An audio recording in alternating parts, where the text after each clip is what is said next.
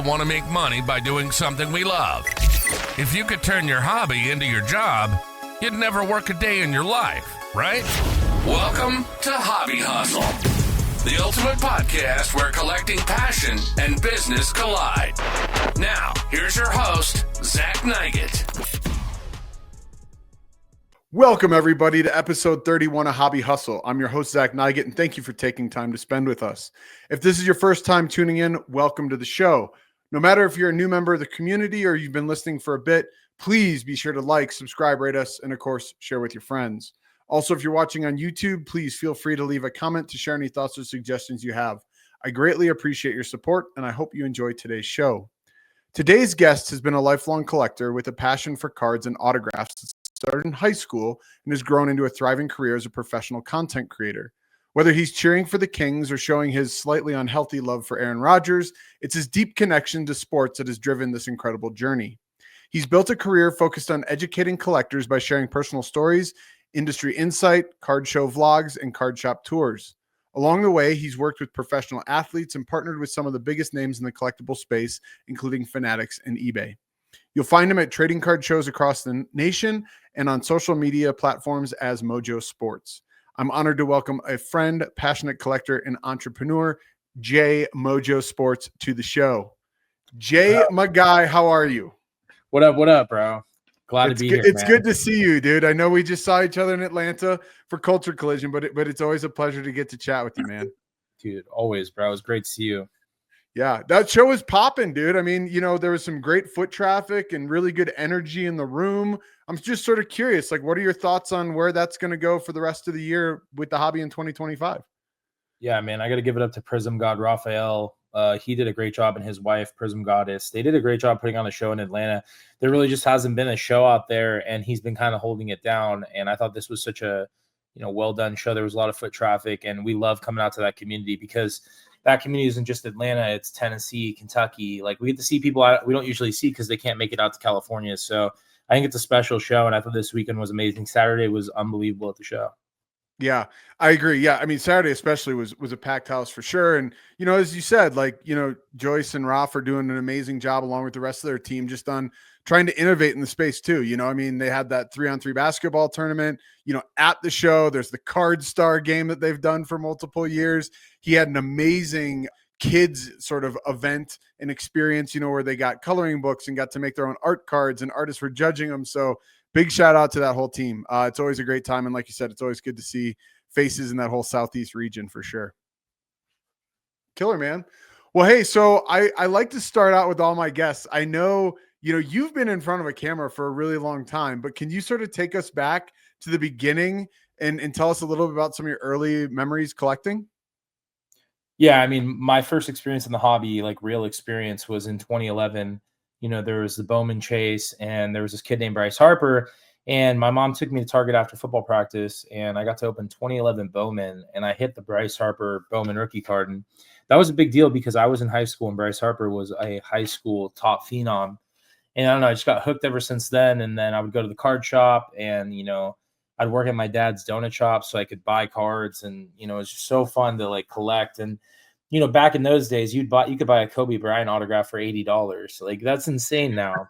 Or even like LeBron James, like a $250 LeBron James Upper Deck autograph, or the Topps Chrome rookie LeBron. Like, people didn't really put those out as like a prized possession. So it was just a different time, man. I'm glad I got to collect when I did, because hobby boxes were like $80 to $150, and like that was a dream.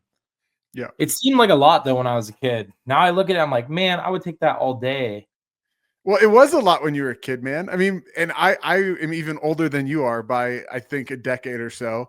But, like, I'd go to this store and, even buying $2, $3, $4 packs, like, there's some products that came out that were like maybe like $10 packs, when it was like the Flair Showcase and things like that sort of came out in the late 90s. And that was a big deal. And like, honestly, minus like a couple of my friends' dads who were into collecting, it was like unheard of to like get a box of cards. You bought some pack. And so it's definitely interesting to see how the hobby's changed over the years. Yeah.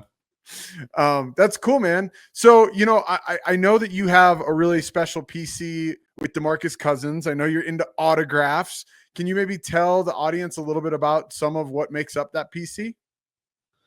Yeah, I mean, like for DeMarcus, I mean, I mean, I've known him since he was a rookie in the NBA. And, being 14 years old and having like, a 22, 21-year-old basketball player just like hook you up with autographs and, give you some time, because he knew I was a huge DeMarcus fan. And I was like, I made a commitment. I was like, when I was doing cards, I was like, because I would like sell cards, and I was mainly a collector. And I was like, I want to pick one player that I should collect. And DeMarcus was the like franchise player. I mean, he was a rookie when I collected him, but he was, I don't know, he was the guy. He was the guy I picked, and I never looked back, and I got to personally get to know him, and he hooked it up. I mean, my PC has game used shoes, a jersey straight off his back after a Clipper game. I mean, the list goes on. And I think it just, I would say like my PCs now, like I would say like transitioning out, like the worst feeling is like when your favorite player gets hurt or retires, and like DeMarcus just hasn't made it back to the NBA. So, obviously Aaron Rodgers is there, but like even he's like on his way out, maybe like 1 or 2 years left. And then like Josh Young and like other players, like I'm trying to find new players to collect. Kelsey Plum for the WNBA. So if you're a collector and your player retires, it sucks, because like I'm a big proponent of I get to watch them play, Totally. That's part of what's fun. I mean, DeMarcus had a great career though, man. And I think it's so cool, that you got to build that relationship with him. And I'm a Bears fan, so the Aaron Rodgers thing I don't love, but dude, I get it. He's an amazing player, and he's had a heck of a run, and he, like you said, might be going away. So sounds like Josh Young, you're on deck. No pun intended for Jay's PC. Yeah, I know. And I get to open cards and see his cards all the time. That's cool. But I can't compete with him because he collects his own cards and he has the best ones. So like his collection's insane. Either he's going to show up, you got to trade him a piece, right? Yeah, I traded him the 1 of 1 Superfractor. That's so cool, man. But I mean, just that's, even though like that's not in your collection anymore, I know that you maybe got like a bat or something in return. Oh, dude, the 1 of 1 was cool, but I traded it to the player that's on the card, and we flew out to Fenway Park. And I'd never been to Fenway Park, and he brought us, they have a family section. Josh told us to come in this separate area, like near third baseline, and he let us film with him. And we told that story to the best of our ability, but it was unbelievable. I got on a flight from LA to Boston, texted Josh Young that, hey, like, let's meet up 2 weeks before to plan it. And, we're going between New York and Boston. He's like, come to Boston. So I go to Boston, do this trip, meet him up. He leaves the family passes. We do the trade. And then, it was awesome. And then I went to Fanatics Fest. That was the craziest week of my life, dude. That was the craziest week of my life. Yeah. There's just so much going on. Yeah. That was a pretty special time. And it was fun to follow that journey. You guys did a really good job of capturing that and sharing that. But like I said, even though that piece isn't in your PC, those memories will last you forever, man, which is so cool. So congrats on that. Yeah, and the bat's in the room, so it's cool. And I had to check the bat in the bag, so my bag broke and the bat's just sticking out. I carried that bat everywhere. That's awesome. That's really cool. I had to keep it Fanatics for the week. So there you go. Well, a good thing to have with you. Hey, so I want to shift into sort of the more business side of this, and as you mentioned, you've been into this since you were a young kid. And you've sort of grown up with YouTube, and that's maybe different from some of the other, guests that I've had on the show. So I'm curious, can you sort of tell us a bit about sort of those early years of how you came into your own as a content creator? Yeah, I mean, like the old adage is you make content for fun, and like you never expect it to be a business. And I think that's kind of where I was at. I was making videos, at my house when I was 14 on a flip camera. And the account was called Mojo Autographs. I was a big autograph collector, and Mojo meant like, we all said it. Like if you had good boxes, you were on fire. You like, oh, I pulled Mojo, or I got my Mojo going. And at my high school, it's called Jesuit High School in Sacramento. They talked about, you got to get your Mojo going for the football games and stuff. So I don't know. I just started as that. I mean, I'd come home from football practice, put my camera down, and be like, hey guys, just came back from football. Picked up this Tyreek Evans card, DeMarcus Cousins, Derrick Rose autograph. I know you're a Bulls fan. Derrick Rose was so collectible during that time. Oh, yeah. But, I would just come home from practice, and my parents, they had one rule for me. You cannot show your face to the internet until you're 18. That's what they told me. So I respected my parents. So I always had to like put the camera down on a Timeless Treasures little hobby tin and never show my face. And if my face was showing from a magnetic or a card, they would make me like, oh, I'll delete the video. Yeah. So all these people are upset about this Paul Skeens 1 of 1. the anonymous thing, but my parents were protecting me, like, honestly, from being on the internet. And I don't know if like the Paul Skeen's one of one. I know we're getting an old like little thing there, but like I saw that thing and I thought to myself, like, man, my parents, like, I wonder if I pulled that card, my parents probably would have, they probably wouldn't have let me do that, honestly, because my dad, he would have been like, no, we don't want people to know we have money. We don't want anything, just overprotective. And but like looking back, my parents did a good job. I didn't get a Facebook until it was a birthday gift when I was 16. There you My go. parents, like, as much as I was on YouTube, they were like, "Oh no, we don't want your face to be on the internet." So, props to my parents, but that was kind of like what led me to do it. And even without my face showing, I just did mail days, unboxings, stuff like that. Yeah, that's really cool, man. And I think it's great that you had that passion and that sort of led you down this path. So can you sort of talk to us a little bit about when sort of Mojo Sports really took a turn and sort of when you started taking this seriously, as a career, right? As a professional. Yeah, I can give you the exact timeline. I mean, I would say September of 2021, I was doing all the flipping and the card market boomed. I was selling a lot of Fernando Tatis cards, and I decided to rebrand from Mojo Autographs to Mojo Sports. So I got an office space. It was $425 a month in Sacramento. I saw it on Craigslist, and I was like, all right. During COVID, it's like, let me get an office to focus and like just act like I have a job, And I went to the office and I got a sticky note and I drew out like this logo, it was like a shield, and I was like, Mojo. I was like, what if we just do like, instead of just being Mojo autographs, because like I don't really do autographs, it's COVID, I can't really get them anymore. I love cards, like maybe Mojo cards. And it's like, Mojo break, those guys already have their thing. They're gonna get, like, I don't want to deal with that. I'm not really into breaking. Then I was like, Mojo Sports Marketing, Mojo Sports Cards, Mojo Sports Autographs, Mojo Sports Media. I thought it was a universal thing that I could just ride with. And the identity as Mojo, I felt like people played into it more than I did. And it just was like, it just stuck, most people don't even know my real name, Yeah. My real name's actually Jason. Like, nobody knows that. It's not Jay, it's Jason. I actually saw that like on one of our email threads or something. And I was like, Jason? I'm like, I just thought he was Jay. Jaysen. Like, not even like, I mean, that's crazy to me. But anyway, did the office, and then I went through a really bad breakup. I wasn't gonna tell us, but whatever. So I went through this breakup, and you know what? I learned a lot from it, and I just needed to like do a change in my life. And it was one of those COVID relationships, whatever. I still have a lot of respect, whatever's there, but it fired me up. I went through this breakup. I broke up with this girl, and I booked a flight to Dallas Card Show the next week because I knew a lot of people were going, and I was like, I'm going to go there. And I planned it out for 3 weeks. I'm like, let's go do deals. Let's film my experience. Like, let's show people, because like this would be cool. So I put a GoPro in my backpack, had an iPhone, and I saw Sasha T was doing like some stuff at Burbank, and Card Collector 2 was building his card shop, and Jeff Wilson was doing the sports card investor, like, buy these people, don't buy these people type content. Mm-hmm. And I was like, but is anybody really doing the show content? And I was like, not really. Like, nobody's really going up and asking people like, yo, what is this? Why do you have $500,000 worth of Kobe Bryant cards? Or like, what does this mean to you? Why are you there? How did you get into this?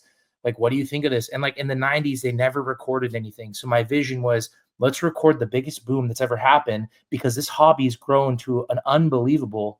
Like, no, we hadn't seen anything like this on tape. So I went to the Dallas Card Show. I knew nobody. I stayed at the Hilton Garden Inn, and I knew nobody going into it. I was scared to go to the show. I was terrified to walk in. I walked in, I bought a pass, and I went up to people, and I was just like, oh, like here's, like, I packed my bag. Here's what I have in my bag. Filmed the whole thing. Long story short, it was the best thing. People were very nice to us. I was like, can you film? And it wasn't like, oh, Mojo's filming. It was like, what is this going on? Is this like, are you like, what are you? And I was like, oh, I have a YouTube channel. It's got like, I don't know, 1,500, 2,000 subscribers. I really just do autographs, but if you want to be on the channel, it's okay. And everybody's like, oh yeah, that's fine. Like it's not like I didn't have anything, dude. Yeah. 2,000 subscribers was autograph people. It wasn't card people. Like, it wasn't like, it was established. That took like 7 to 10 years to build 2,000 subscribers. Yeah.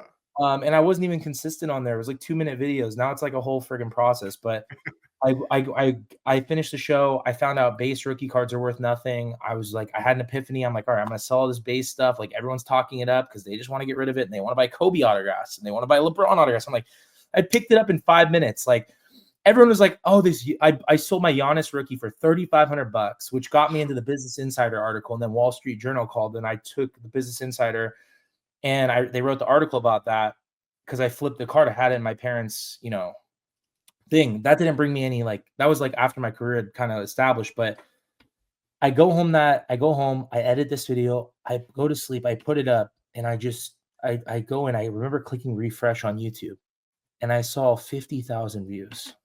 Like I saw like 1,000 Yeah. that night before. I'm like, oh shoot, this is going good. Yeah. And then I woke up that next day and I called Mike, MG Sports Cards. I'm like, yo, I'm gonna go buy a camera. I'm gonna invest. I had $12,000 in my bank account and I had a bunch of cash. And I was like, I'm gonna go buy this $4,000 camera. We're gonna do this for real. And it was that camera was the best thing I ever bought. It was that Sony A7C. Okay. Because I bought that and then I committed to it. I was like, I'm committed to making content at this point. So I started filming for a while until the next show, and the next show, and the next show, and then boom. It all happened the way it was supposed to. It's awesome, man. And I think, one of the key things there is, like you said, you were early, like you said, there weren't many people, like, especially doing show coverage. And then during that boom time, you saw more and more people, come up. Right. And it was interesting to watch. I mean, I saw you when you were first getting started. I remember seeing, Kenneth Fornos, Josh Roth, like those guys when they were, in the hallway at the Dallas card show. And now, they're bigger, personalities within the card space. And it's been cool to see not only the boom, but then also as things sort of settled and guys like yourself, continue to be huge and continuing to do a good job and continuing to storytell. I do think it's interesting though. I'd love to get you said you invested in the camera, right? And, I know for a fact that I've got a couple younger viewers that like the hobby hustle, and maybe speak to them, just sort of about your approach to content and like you said, investing in some equipment to really start this business. Yeah, I mean, I think I bought the camera because it was long overdue, man. I would advise anybody that's making content, you don't need a $4,000 camera. Use the smartphone. Like these iPhones with a DJI mic, you'll be fine. Just hire someone like your college friend or someone high school friend, have them film for your parents.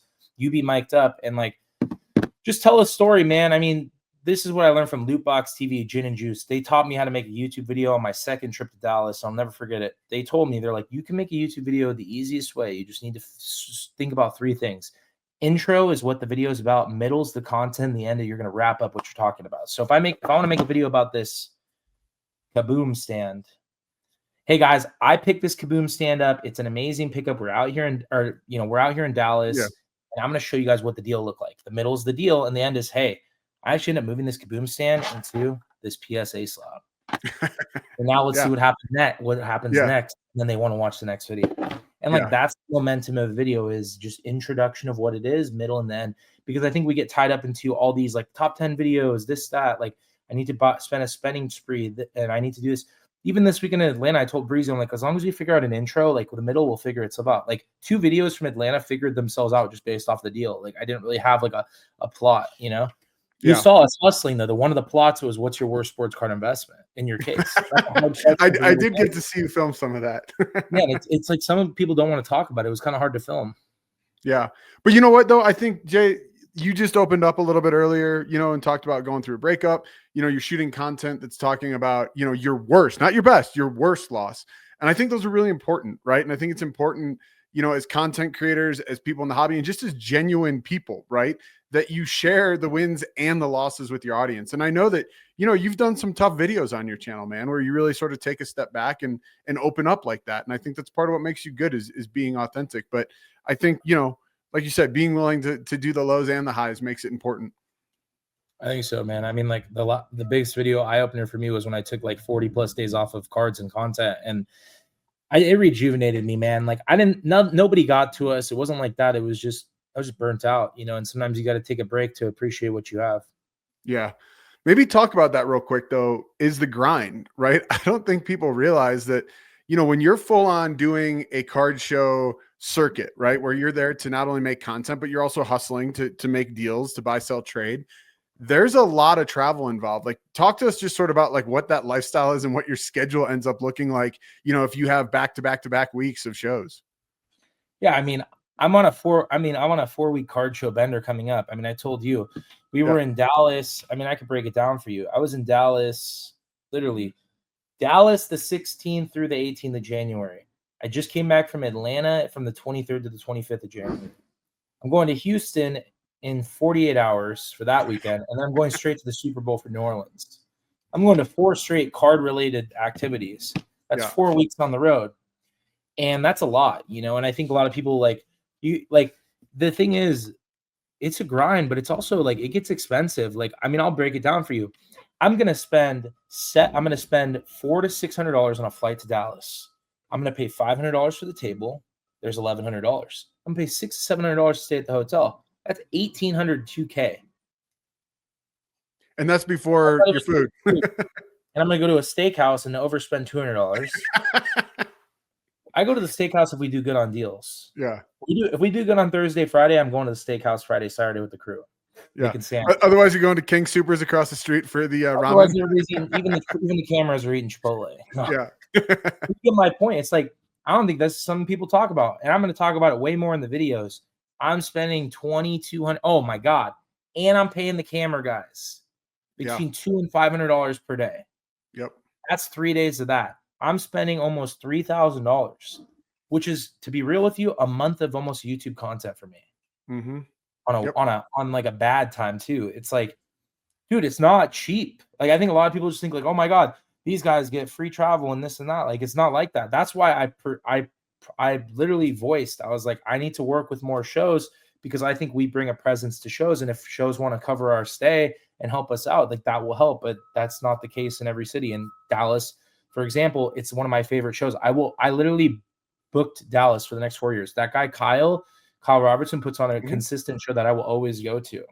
But I'm just saying, from a logistics standpoint, with the content and buying and selling and flipping of cards, plus paying whatnot fees to sell all this, like, I just got an accountant, that my dad's accountant, and he's running through all this. And like, it's been an eye opener, and it's made me want to save money and to pick my battles. So anybody out there that wants to go to these shows, budget it out, because it's got to make sense. I got to tell you, we've always been content first, business last. I feel like this year we're going business content. Like, business needs to be above the content, because this is a business.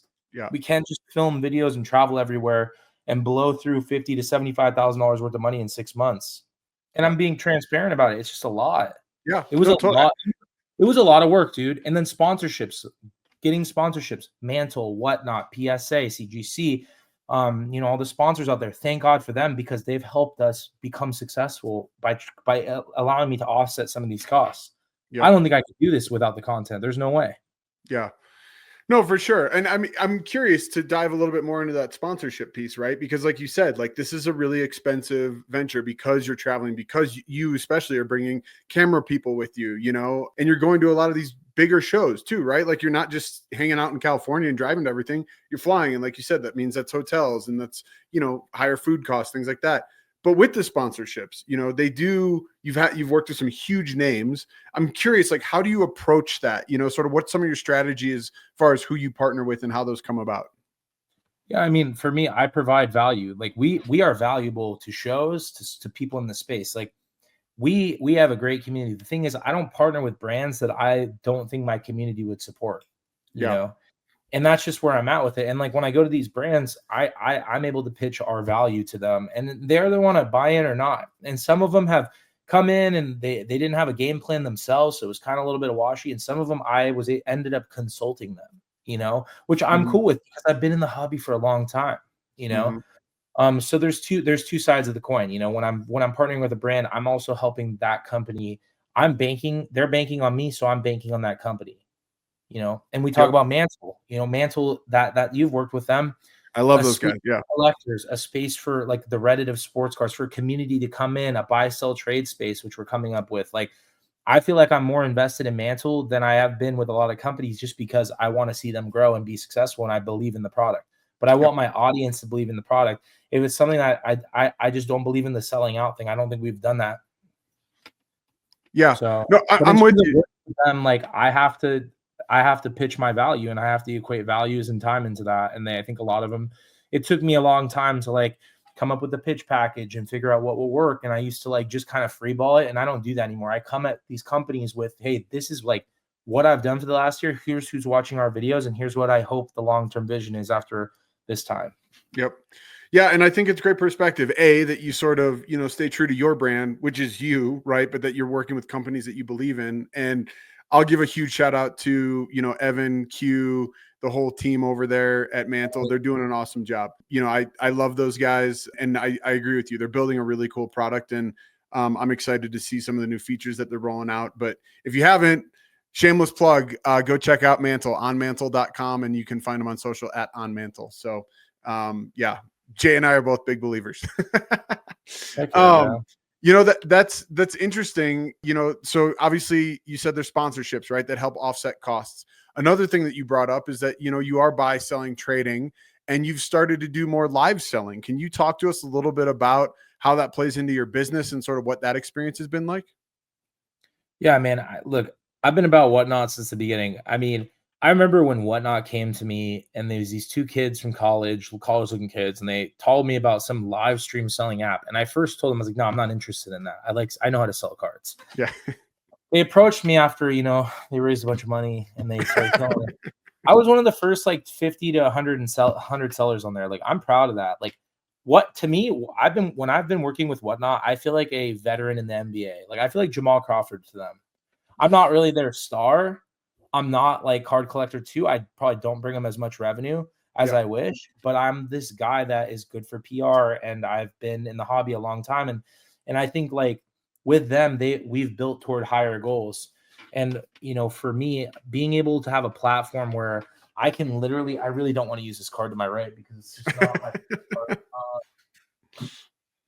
Like, if I want to just sell this card, I can just literally auction it and the money comes straight from that person into my account. Like, I don't know, man. It's really tedious to list something on eBay. I really don't enjoy it. I hate listing on eBay. I do not like typing things out. I don't like taking pictures. I just want to run things at 5 seconds. This sounds like instant gratification. I want to run things and sell them. And it just feels good, man. And look, people get so mad. They're like, they probably think like I'm getting 150% of comps. That's actually wrong. That's the most wrong. I sound like Trump.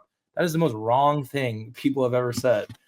I'm not getting into politics, but all I can say is like if I bought this card for 5 and it sells for 3, I'm not barking a storm. Or if I buy this card and I sell it, let's say I bought it for 70 and it sells for 110, it's paid for whatever someone's willing to pay for it. But I'm going to be honest with you. I sold a $150 like Kareem Abdul-Jabbar card. It sold for $75. Yeah. And my response to that is, wow, that person got a great deal. The thing people don't realize is customer service. And I probably learned this from working at my dad's donut shop. Nobody out there is arguing with the price of a motherfucking maple bar, dude. I'm sorry, but a dozen donuts is $15. You don't argue with it. And like in terms of this business, if they get it, it's different, it's variable. But if they get it for the price that they're happy with, they'll want to come back for more and get good deals. And sometimes they might pay more for something they don't see every day.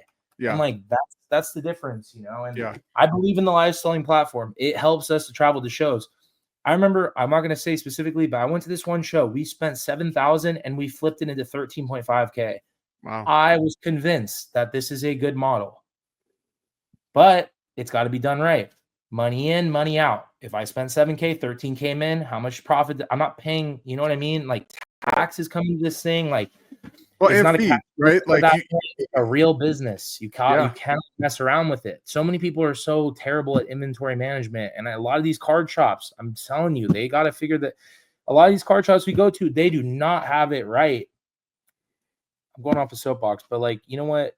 Inventory management, organization, and calculated measurement of numbers is something that I'm all in on this year. And I can't say that I was this person in 2024. Yeah. Well, I think it's good, man. I mean, it shows, you're still a young guy, right? And like you said, you're maturing as a businessman, as an entrepreneur, and you're starting to see new sides of it. And I think that's great and important because, there are a lot of young kids, and I think this is really good advice. And maybe it's eye-opening to some of them that it's like, hey, if you want to play and you're making real money and good money in some cases, you got to make sure that your numbers, you got to make sure that you pay your taxes. You got to make sure that you account for all your expenses. And I think, like I said, it's a sign of growth. And I think it's really cool that you're willing to sort of share that side of it, with the audience. Yeah, and let me share one last thing with that. Yeah. Listen, your first sale is going to suck. The first YouTube video is going to suck. I promise you that. You got to build community. Take losses on cards. Do a bunch of giveaways. None of us built a following because we made money. It really does take time. It takes time. You cannot build a Whatnot or an eBay page based in one night. It's going to take time, but you got to be different. You got to be entertaining. You got to be entertaining. You got to be able to be, have a budget to give away things. And if you freaking, made a $500 sale and you spent $650 on it, mark 150 loss. You know how many businesses break even the first year? Or lose. Or lose. Yeah. That's my dad's favorite thing. He's like, Boo Boo J, the business is always going to fail in the first year. If it doesn't, then, you're on a good start. Good advice from Dad. My dad's a big believer in losing money or breaking even the first year because, he's been through it. Yeah. Totally. Yeah, dude. I've done it myself. I've had my own business for many, many years, and there's rough times. But as an entrepreneur in general, you've got to be willing to ride the highs and the lows because it is never a flat line, man. There's going to be the ups and the downs, and you've got to take both of them. But I think what's also interesting, what you said about the live selling, separate from like eBay or something like that, is building the community. It's also you. It's not just your listings, right? It's you. You're on there. You're talking to people. You're interacting. And because you're a very personable guy and people like you, that only helps building your brand, man. So I think that's also an interesting, aspect of live selling that not everybody always considers. Yeah. Very cool, man. Well, Jay, you've had a ton of success, obviously. And, even though maybe there's some ups and downs, I'm just sort of curious if you can sort of tell us about what strategies you think have helped you become, successful in this space. I think we've always just made it about community, bro. We've made it. It's not about me. I think we've made it about everybody else. That's the key. I don't know how else to say it. And I don't need the humble horn or the trophy. Like, it's just, that's what it's all been about, is this community. To me, this community's always deserved the credit. Like, most of our videos I think most of our viewed videos are showcasing someone else's story. My personal story is just like a filler in. I think the other people's stories is what's made Mojo Sports so good. Is people have a chance to use our platform to get their story out, their favorite card, their dad, their relationship with their dad, the relationship with their mom. There's so many things people don't see. And a lot of people don't see this part of it. How many times I'll see a kid at a show and the mom's in the background taking a photo and getting teary-eyed and then coming up to me and telling me that this is the joy that's going on because, there's some things going on at the house. I sit there, I tell the camera guys, I'm like, I'm gonna take a step back. And I think about those moments, and those moments are like, wow, that's the difference right there. We can make a difference and inspire, educate, and help people through something that we all love, And I think guys like you that are in the hobby to create, and like when you gave me the custom card, we gave people a chance to have something, because if they watch some of my content, they got like that card that you made at Fanatics Fest or Burbank show, and they felt some sort of connection to me, and that was like a personal gift to them that they cherish. Yeah. That was cool, man. That was cool to watch. Yeah. To watch you sign those and give those away, man. And like you said, the joy that brought to, a lot of those people's faces, and it's special, man. And it's got to be rewarding for you just to be able to feel that kind of connection, right? That like what you do as your passion and as your day-to-day work brings that much joy and happiness to somebody and lets them get that escape. Like, that's really cool. Yeah. 100%. It's priceless. I don't want to dwell on the bad though, Jay, but I on that note, just because we're talking about it, I know you've had some rough patches in your life, and I think that the hobby's been the consistent. I guess, can you just talk about not the things that happened, but just how the hobby in this community has helped you pull through some of those dark times? Yeah, dude. I mean, look, a lot of people like that watch the videos know, like, I lost my sister in 2016. I got sober in 2017. That's a big part of my life, Mm-hmm. Mm-hmm. And I think about it as like, when those two things happened, it was one of the worst moments and one of what would be the greatest moment of my life is getting sober. Is, for me, the hobby was there. When my sister died, the hobby did raise money for a GoFundMe for the funeral, over $12,000 to $15,000 to my family, gave it to them. And then when I got sober, I didn't really get into talking about sobriety. When I got sober, I didn't bring it into the hobby. I had to go on this personal journey. But when I started vocalizing about it, I think at year 3 and 4, I realized like we could help people if I talked about it at the right time, if it made sense. But also from a career standpoint, to do something I love and not work for somebody I don't want to, or to, if I'm going through anxiety or depression or things like that in my life, this hobby was something that I could go to that would make me happy. And I think that's the point of a hobby.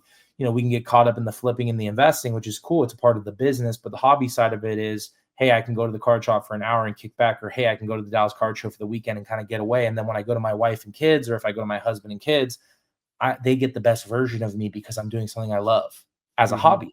And I think that's the biggest thing that I've noticed in the hobby's consistency, and like helping people with mental health or just in general, man. That's what a hobby's supposed to do. It's supposed to be like the cherry on top of your life, which is the great ice cream that you already have. Yeah, totally. I love that. And I think that's important. And like I said, man, I think, your community, myself, right, as someone who is a friend of yours, but just watches you from afar too. Again, I will just reiterate, like, I think it's really cool that you're authentic and you open up. And I think that only helps separate you, from other creators. Not that they don't, but you just do it in a very personable way. And I think that attracts, the right type of community to you. And that's why interactions like giving them a card or just taking a picture might make a day, or, I can't, I've seen you so many times at a show, just like talking to some kid and you're like, hey dude, you know what, just take this, and you give them a card or something. And like to see their face light up like that and to make their day by like just such a small gesture is just a really cool thing. No, I appreciate that, bro. Of course. That's the best part about it. Yeah. So on the positive notes, like, what we talked about live selling, and how that's sort of become a new opportunity. Are there any other sort of opportunities, or where do you see the biggest opportunities for growth of your business and your brand in the next year? Yeah, I think for us, partnering with more card shows and shops will be cool, to go to like different smaller shows that not many people get to go to. Like we have people from North Dakota, South Dakota. This week I'm going to try TriStar Houston. I've never been to Houston for a card show besides, actually, I guess the first year, but I've never been to TriStar. So I think us trying out new things, and I don't know, just sticking to the game plan. And I think once again, taking a break from cards and content has gotten me to, I don't know. I just feel I was telling Breezy, my camera guy, just feeling really relaxed this year. I mean, I know there's a hustle bustle. I'm traveling 4 weeks in a row, but like, I'd be lying if I said I'm not so pumped to leave on Thursday to go to Houston. Like, I'm fired up. I mean, I was doing this for 4 years straight. Like, it's just like, we're back, Yeah. Well, with anything in life, man, you do get burnt out, even if it is a passion, I think that you push yourself harder and you're willing to go to further lengths, but the fact that we're all human, right? And we need a break. And so sometimes, like you said, to take that step back, and it sounds like you've been able to sort of reassess from a business perspective some of the goals, right? And now you're saying, hey, like, I can sort of pick and choose and really plan ahead, and that brings you so much more enjoyment. I think that's really important, and I think that sometimes, and I'm just as guilty of it sometimes, right? Fly by the seat of my pants. I'm just going to do this and figure it out as I go.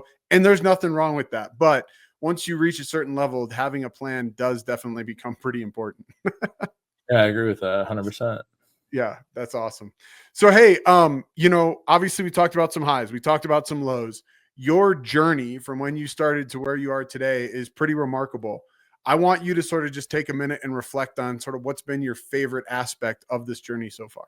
I think for me, the community aspect has always been the highlight. But if I go outside of cards, I'd say linking up with the professional athletes and working with tops and being able to just connect with athletes through Instagram and trying to do content with them, because I think we're collecting them, and being able to actually interact with them and bring them into the hobby and say, hey, like, this is what we're doing.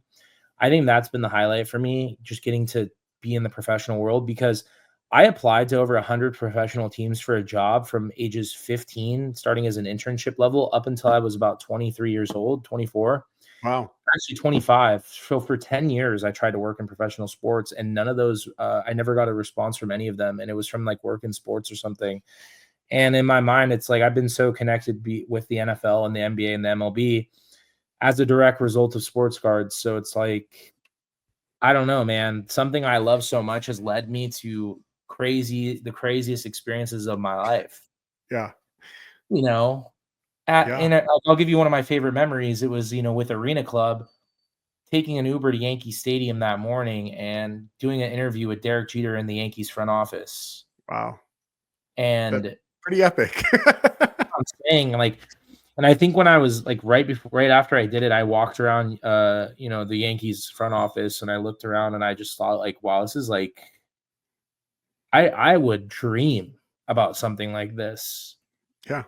And in that same year, getting a little like contract with the Mets and showing off their memorabilia store, like I would dream to do something like this. And because of sports cards, it led me to be closer to the game than I've ever imagined. Yeah. Or being in New Orleans and going around with the Saints and the Saints team, like unbelievable, man. It's just like, I don't know. I'm not numb to it, but it's like, dude, I spent 10 years like wondering how I could work for the Sacramento Kings. And now it's like, I don't know, man. It's crazy. It's a dream. You don't necessarily work for them, but you're in the sports world, right? And you're collaborating with these brands and businesses. It's amazing. It's amazing, bro. It's like, I don't know. You can't always be a fan, you can't always be a fan in these situations, which is kind of interesting. Like, but you can in some respect. Yeah.